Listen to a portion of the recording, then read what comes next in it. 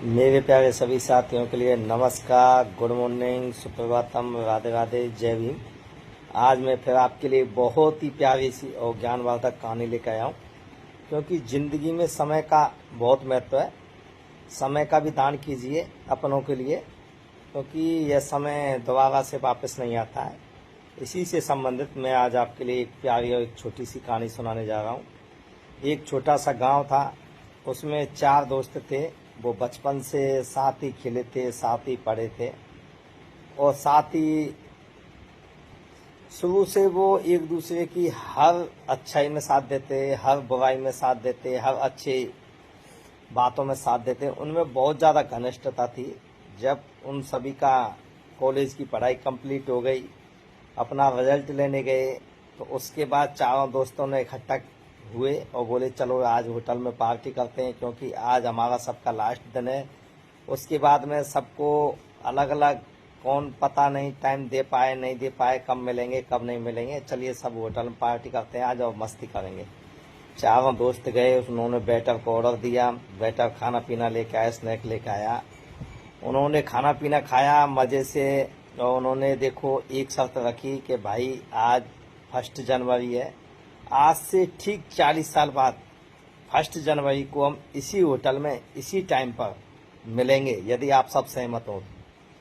तो एक दोस्त की बात को सुनकर तीनों दोस्तों ने भी हाँ भर दी कि वो हाँ भाई, हम भी आपकी बातों से सहमत हैं। आज से ठीक 40 साल बाद इसी होटल में इसी टाइम पर मिलेंगे, लेकिन शर्त एक रहेगी, जो हम में सबसे लेट आएगा ना उसी को होटल का बिल पे करना पड़ेगा। तो सब इस बात पर सहमत हो गए। उन्होंने अपने अपने दिमाग में तारीख सेट कर ली कि ठीक 40 साल बाद हमको मिलना है। उसके बाद चारों दोस्त अपने घर आते हैं। उनमें से एक दोस्त बहुत बड़ा व्यापारी बन चुका था, एक दोस्त कॉलेज का प्रोफेसर बन चुका था, एक दोस्त किसी दूसरे शहर में जाके एक साइंटिस्ट बन चुका था, एक दोस्त बड़ा राजनेता बन चुका था। इस तरह चारों दोस्त अलग अलग फील्ड में जाके सेट हो गए थे। उसके बाद सभी की शादी हो गई, सभी के फैमिली हो गया। पता नहीं लगा कि वो 40 वर्ष कब अचानक से धीरे धीरे खत्म हो गए। सभी अपनी फैमिली के साथ बिजी रहने लगे। कभी कभी दोस्तों की एक दूसरे से फोन पर बातचीत हो जाती थी, सभी एक दूसरे को बहुत मिस करते थे। लेकिन सभी को उसी 40 साल बाद उसी डेट का इंतजार था। धीरे धीरे 40 साल कब खत्म हो वो किसी को मालूम नहीं पड़ा, और वो लास्ट दिन भी आ गया जिस होटल में उनको मिलना था। और जिस होटल का वेटर था उसने भी उनकी बातों को सुन लिया था। उसने भी बोला था कि सर यदि मैं जिंदा रहा था उस दिन आपकी पार्टी को मैं भी जरूर अटेंड करूंगा, मैं ही आपको लिए सर्व करूंगा, मैं ही आपकी सेवा दूंगा यदि मैं जिंदा रहा था। तो उस समय में शहर का पूरा ढांचा बदल चुका था, बड़े बड़े मॉल बन चुके थे, और जो होटल थी वो भी बड़ी 5 स्टार में बदल चुकी थी। जो वेटर था उस टाइम पर, जो वेटर था आज वो उस होटल का मालिक बन चुका था। उसको भी उस दिन का इंतजार था। अचानक से वो दिन आ गया है। होटल मालिक ने भी अपने होटल को उन चारों दोस्तों के लिए बहुत अच्छी तरह से सजाया था, और उसको भी उस 40वें दिन उस पल का इंतजार था। धीरे से एक आदमी आया और उसने मैनेजर के पास गया। जैसे ही वो मैनेजर के पास गया और वो पहचान गया, अरे आप तो वही बेटा हो और आज मालिक बन गए, बहुत खुशी हो रही है। उसने पूछा सर आप क्या हो? उसने बोला कि मैं एक बड़ा साइंटिस्ट बन चुका हूँ। आइए सर, आपका बहुत वेलकम है, मुझे भी आपकी पार्टी का बहुत इंतजार है।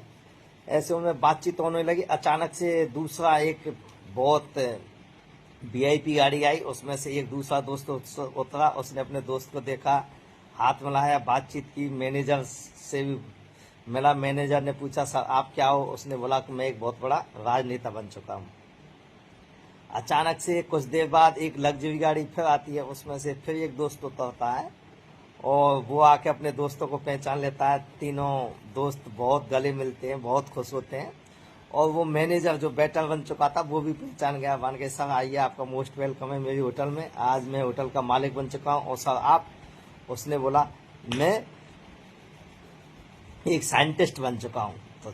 तो सब तीनों अपनी एक टेबल पर बैठ जाते हैं और वो चौथे दोस्त का इंतजार करते हैं।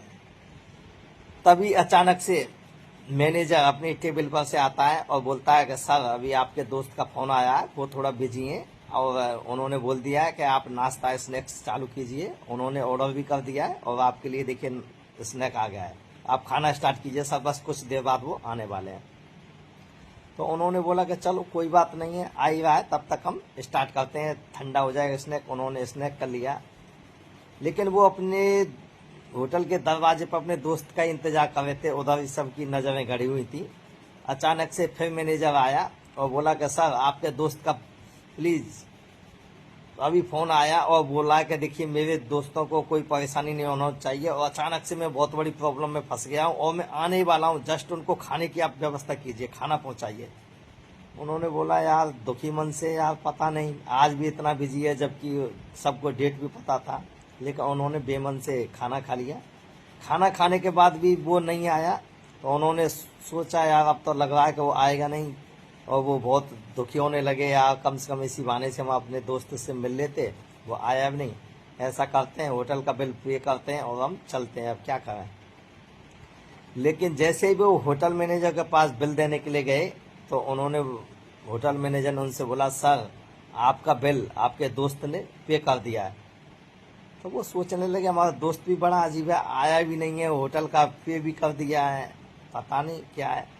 जैसे वो निकलने उसके लिए हुए, अचानक से डिस्ट्रिक्ट कलेक्टर की गाड़ी आती है और उसमें से एक नौजवान यंग लड़का होता है। आते ही वो उन तीनों के पैरों में पड़ जाता है और बोलता है अंकल जी नमस्ते। तब वो बोलते हैं आप कौन? तब वो बोलता है कि मैं आपके दोस्त का बेटा हूँ और आपको इस बात को जानकर बहुत बड़ा दुख होगा कि आपका दोस्त कुछ समय पहले बीमारी के कारण इस संसार से अलविदा हो चुका है, लेकिन उनको आपकी शर्त याद थी, उन्होंने मरते मरते मुझे आपकी शर्त के बारे में बता दिया था और उन्होंने मुझे यह भी बताया था कि बेटा आपको कोई भी काम को छोड़ के उस पार्टी को जरूर अटेंड करना है। और उन्होंने यह भी बताया था कि बेटा उनको यह पहले से भेद मत बताना, क्योंकि वो बहुत दुखी होंगे और वो पार्टी भी सही तरह से नहीं कर पाएंगे। और पापा ने मुझे अच्छा पढ़ाया लिखाया और अंकल जी मैं इस शहर का कलेक्टर बन चुका हूँ, इसलिए मैं थोड़ा मीटिंग में बिजी था, इसलिए मुझे लेट आने में हो गया। तो चारों दोस्त फूट फूट के बहुत रोने लगे और अपने दोस्त को बहुत मिस करने लगे। तो इस छोटी सी कहानी से ये सार निकलता है कि भाई समय वापस नहीं आएगा, अपनों के लिए भी टाइम दीजिए, क्योंकि आपका अपने लोग इंतजार कर रहे हैं। आप पैसे के लिए दिन रात भागिए, लेकिन इतना भी मत भागिए कि आप अपनों के लिए टाइम नहीं दे पाए। इसलिए बीच बीच में अपनों को याद कीजिए, अपनों से मिलते जुलते रहिए, पता नहीं हम इस संसार से कब विदा हो जाएंगे। यदि आपको ये कहानी पसंद आए तो प्लीज़ लाइक कमेंट शेयर जरूर करें। Thank you.